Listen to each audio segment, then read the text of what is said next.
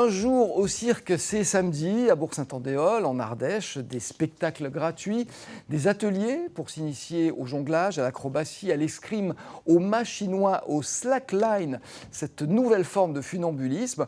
Une grande fête pour tous, avec aussi une visite des locaux d'un des 12 pôles nationaux des arts du cirque.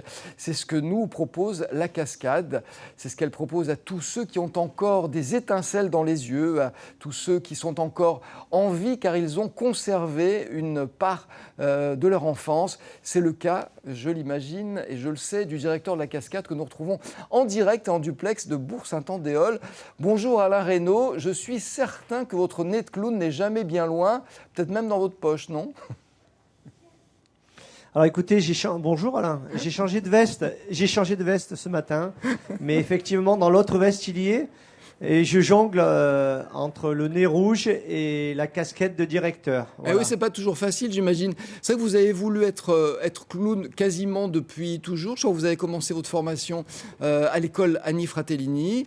Après, il y a eu le Conservatoire de Lyon pour apprendre l'accordéon, parce que quand on est un artiste de cirque, on est un artiste complet. Puis après, il y a eu le Centre national des arts du cirque. La Cascade n'existait pas encore. Oh, on était très loin de l'imaginer, puisque moi, j'étais élève dans les années 84, 85. Je suis sorti du Centre national des arts du cirque en 91. Et la Cascade a ouvert ses portes en 2008. Donc, on était à peine au moment de l'imaginer. Oui, alors vous en êtes le directeur depuis sa création, effectivement, en 2008. À l'époque, c'était en binôme avec Claire Pesson. Et il a fallu, je crois, 15 ans d'efforts pour monter cette structure. Voilà, c'est ce que j'appelle un rêvalisable. C'est-à-dire, moi, j'avais deux rêves. Celui de devenir clown et celui d'avoir un lieu pour recevoir les artistes et de se croiser autour des arts du cirque, autour des arts du clown. Oui, quelle est sa vocation ? Donc voilà, ça a mis 15 ans parce que... Ouais. Alors, j'entends ma voix en décalé, alors il y a un écho. Attendez. Je vais annoncer ça à nos techniciens parce que pour l'avoir expérimenté, on ne peut pas parler en entendant sa voix en décalé, c'est impossible, donc il va falloir que ça se résolve très vite. J'ai l'impression que je suis plusieurs. Alors, dans ce cas-là, écoutez, si ça perdure, on se dit les choses entre nous, si ça perdure, quand vous avez entendu ma question, vous enlevez l'oreillette, vous me répondez, puis vous la remettez après, parce que sinon on ne va pas s'en sortir. Alors, quelle est la vocation de la Cascade, ou plutôt ses vocations ? Donc la vocation de la Cascade, c'est la création, c'est-à-dire on accueille, on est un centre de création, un lieu de fabrique pour les arts du cirque.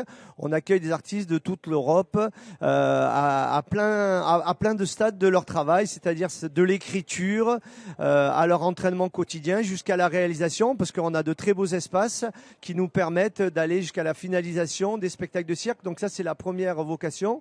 La deuxième vocation, c'est moi j'avais très envie que la formation côtoie la création. Donc on a tout un axe sur la formation, autour de la formation professionnelle, autour de la formation des amateurs et autour évidemment des ateliers scolaires et du travail avec le milieu scolaire. Et la troisième vocation de la Cascade, eh bien, c'est de faire partager au plus grand nombre ce qu'on fabrique dans cette maison, c'est-à-dire les spectacles. Donc la direction et l'organisation d'événements type le festival d'Alba la Romaine qui a lieu au mois de juillet, ou comme vous l'avez dit en préambule, un jour au cirque qui aura lieu la semaine prochaine dans les rues de Bourg-Saint-Andéol. Alors dites-moi, je vais me faire l'avocat du diable, mais former des artistes aux disciplines du cirque, c'est former de futurs chômeurs, ou c'est quand même permettre à des professionnels de trouver des débouchés ? Oui. Alain, mais vous êtes le diable de poser cette question.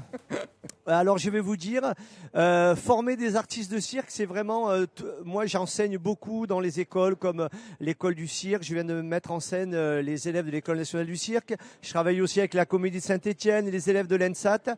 Moi je crois que aujourd'hui la France est remarquable dans l'enseignement des disciplines artistiques, notamment en cirque, et je crois qu'aujourd'hui le monde entier est irrigué par des artistes français qui ont été formés. Donc je crois que aujourd'hui former des gens aux disciplines artistiques, je crois que c'est être en haut de la vague. Alors j'aimerais que vous nous disiez un petit mot des artistes qui sont derrière vous, parce que vous êtes à la fois un artiste et un chef d'entreprise, il faut dire le mot. Ceux qui sont derrière vous, ce sont des artistes à 100%? Alors ceux qui sont derrière moi, ce sont des artistes, c'est plusieurs générations d'artistes que j'ai réunis autour d'une discipline de cirque, parce que vous savez que le cirque c'est l'arche des métiers, il y a beaucoup de métiers qui se côtoient, donc les artistes qui sont derrière ont une pratique en commune qui s'appelle le vélo acrobatique ou le monocycle, et je les ai rassemblés autour d'un spectacle qui s'appelle Roue libre et qui a été créé l'an dernier au Théâtre Antique à Alba-la-Romaine, et c'est un spectacle que nous allons reprendre qui va se jouer le 7 et 8 mai à Montpellier, qui ensuite se jouera au mois de juin aux Subsistances.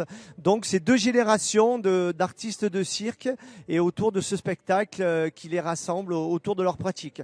Ils se sont rencontrés ici lors d'une rencontre professionnelle et quand je les ai vus rouler ensemble, j'ai vraiment eu envie de les rassembler et d'écrire un spectacle. Voilà, petit détail, les Subsistances, c'est à Lyon.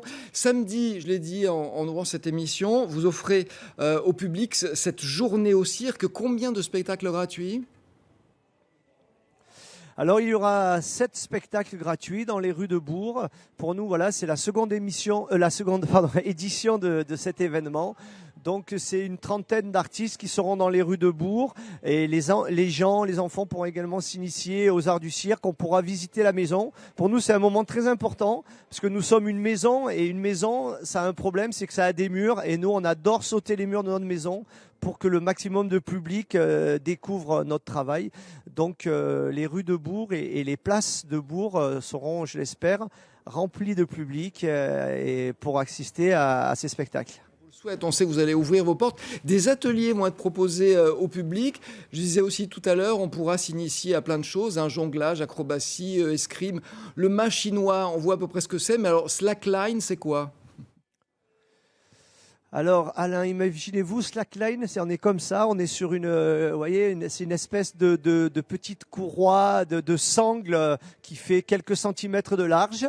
On la tend entre deux arbres, elle reste souple et on essaye, dans un premier temps désespérément, de trouver son équilibre dessus. Donc c'est un peu un fil souple, et nous on installe ça dans le jardin public de la ville.